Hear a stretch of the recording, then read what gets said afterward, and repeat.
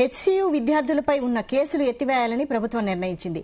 దీనిపై పోలీసులు అధికారులకు డిప్యూటీ సీఎం భట్టి విక్రమార్క ఆదేశాలిచ్చారు. హెచ్సియు భూములపై విద్యార్థులు ఆందోళన చేపట్టడంతో పలువురు విద్యార్థులపై కేసులు నమోదయ్యాయి. 2 విద్యార్థులు జ్యుడిషియల్ రిమాండ్లో ఉన్నారు. ఈ కేసులు ఉపసంహరించాలని భట్టి విక్రమార్క ఆదేశించారు.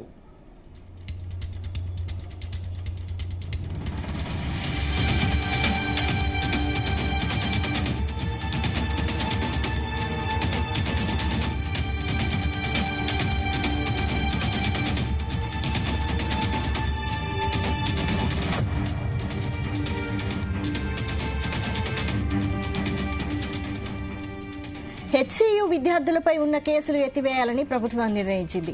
దీనిపై పోలీసులు అధికారులకు డిప్యూటీ సీఎం భట్టి విక్రమార్క ఆదేశాలిచ్చారు.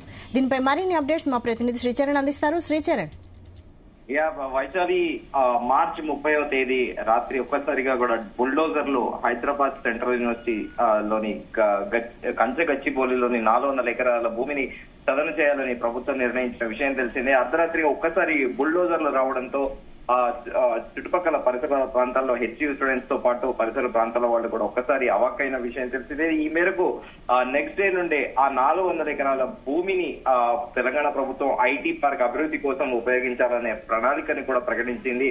అయితే ఈ మేరకు కొద్ది రోజుల నుండే దాదాపు 3-4 వారాల నుండే కూడా హెచ్సియులో విద్యార్థులు ప్రొటెస్ట్ చేస్తూ వస్తున్నారు, నిరసన తెలుపుతున్నారు. Save rock, save wild life అంటూ నినాదాలతో కూడా హెచ్సియు విద్యార్థులు ప్రొటెస్ట్ చేస్తూ వస్తున్నారు. కానీ ఎప్పుడైతే మార్చి 30వ తారీఖు ఉగాది రోజున రాత్రి ఒక్కసారిగా బుల్డోజర్లు రావడంతో ఉద్యమం అనేది ఉధృతమైందని చెప్పుకోవాలి. ఈ మేరకు అక్కడ పోలీసులు కొంతమందిని అరెస్ట్ చేశారు. At the same time lathi charge కూడా జరిగింది. దాదాపు 4-5 రోజుల పాటు నిరంతరాయంగా కూడా ఇటు ఏబీవీపీతో పాటు హెచ్సిలోని అందరు విద్యార్థులు కూడా దానికోసం ప్రొటెస్ట్ చేశారు.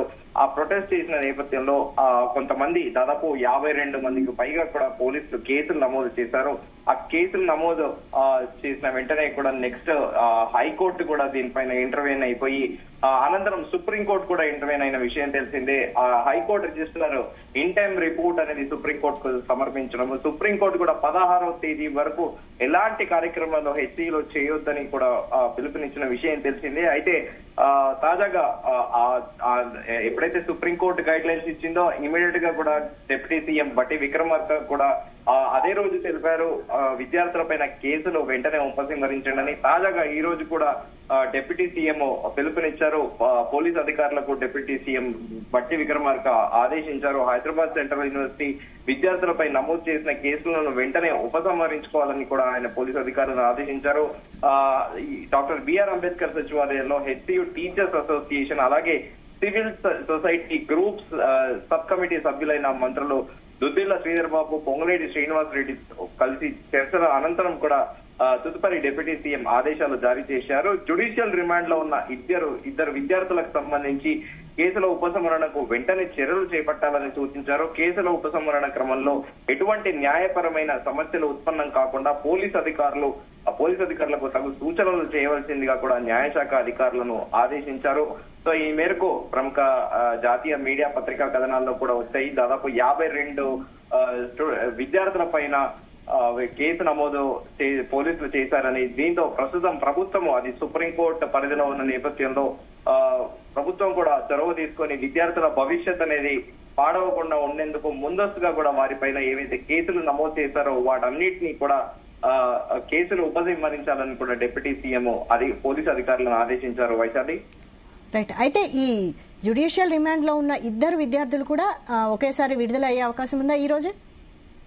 డెఫినెట్ గా దానికి సంబంధించి లా డిపార్ట్మెంట్ కి సంబంధించి లీగాలిటీస్ ఏముంటాయి దాంట్లో అనేది వాటిపైన కూడా ఇప్పటికే తగు జాగ్రత్తలు తీసుకోవాలని డిప్యూటీ సీఎం అధికారులను కోరారు. సో ఈ నేపథ్యంలో ఖచ్చితంగా కూడా ఆ జ్యుడిషియల్ లో ఉన్న వాళ్ళకి బెయిల్ కోసం అప్లై చేయడము, ఇవన్నీ టెక్నికల్ గా దీంతో పాటు లీగల్ ఇష్యూస్ ఏవైతే ఉంటాయో వాటిని కూడా జాగ్రత్తగా హ్యాండిల్ చేయాలని కూడా చెప్పారు. సో ఈ నేపథ్యంలో మేబీ కొంతమంది పోలీస్ అధికారులు ఈ మేరకు ఇప్పటికే డిప్యూటీ సీఎం ఆదేశాల మేరకు కూడా ఆ జ్యుడిషియల్ రిమాండ్ లో ఉన్న విద్యార్థులను కూడా 2 రోజులలో వీలైతే రేపు కూడా బయటికి తీసుకొచ్చే అవకాశం అయితే ఉంది.